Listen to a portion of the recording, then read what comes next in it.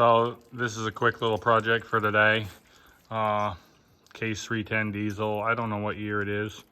But when the cover you have over the exhaust gets blown off and it gets a little bit of snow or rain in there and it freezes and it sticks a valve and you go to start it and it bends a push rod. At least that's what's happened the last time. So it's skipping again, so I'm gonna tear into it and see what I can find.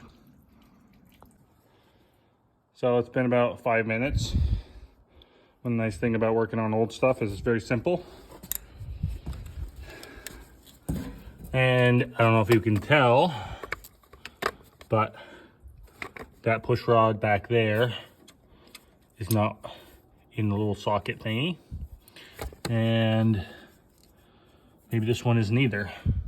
Or this one is bent also. But these are all correct. That's no bueno and that's no bueno. Yeah.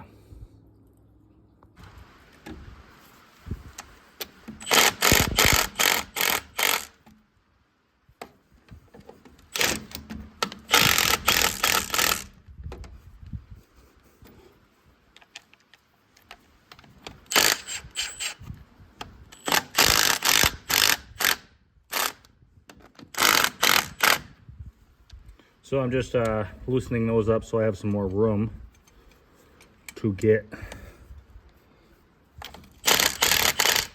those push rods. Now, don't fall down.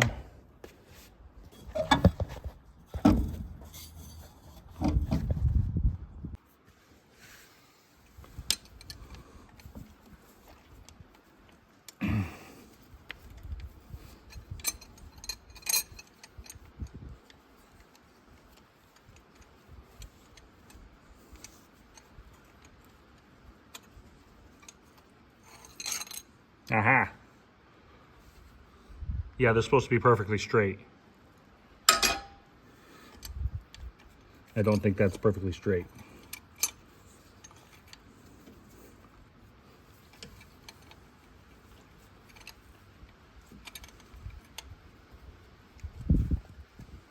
Come out of there.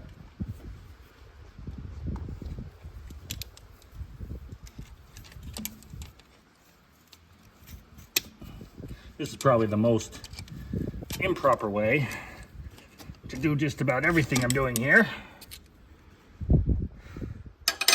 And if anybody that's watching this is an engine builder, you're probably horrified, mortified, and everything else. And I'm sorry. Sorry about the wind and the weather. My shop's a little drafty. So the proper way, this is definitely the proper way to fix a bent push rod, because you shouldn't just replace them, is find a nice hard flat surface, such as the hood, and just go to town on it.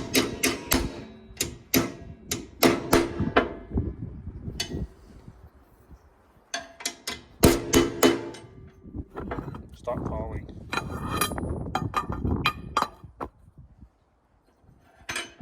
And then you just roll it to see how bent it still is.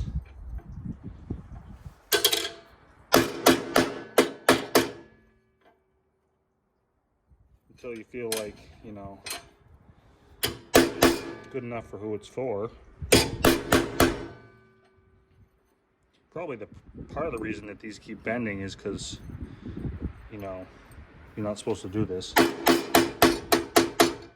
I mean, reuse bent push rods, but I mean, that's pretty close, pretty good for government work.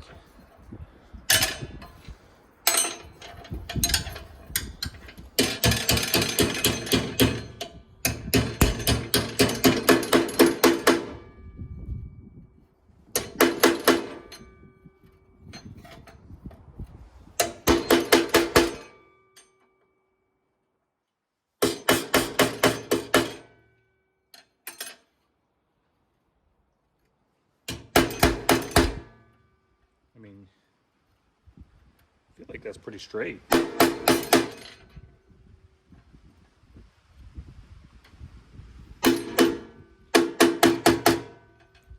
If anybody says you can't do it this way, they're wrong.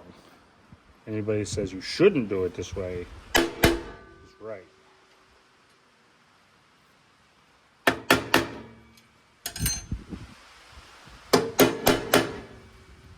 What do we think?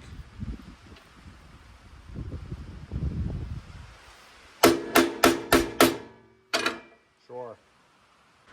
Now when you go to retighten this rocker arm, you gotta rock all of them back so that they're sitting into the cups that the push rods are.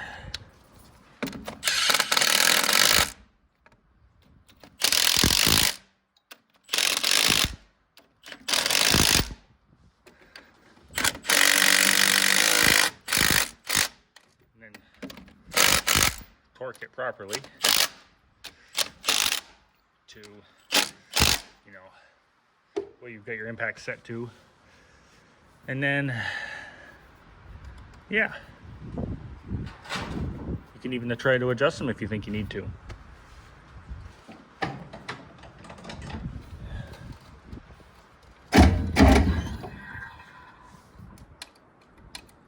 See, that's awful loose. That one's not too bad. So, probably gonna try to adjust that one a little bit. You know, you probably should use a feeler gauge, but I mean, technically, isn't this a feeler gauge? I'm feeling it.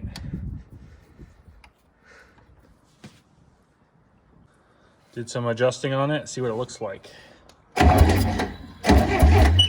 Ooh.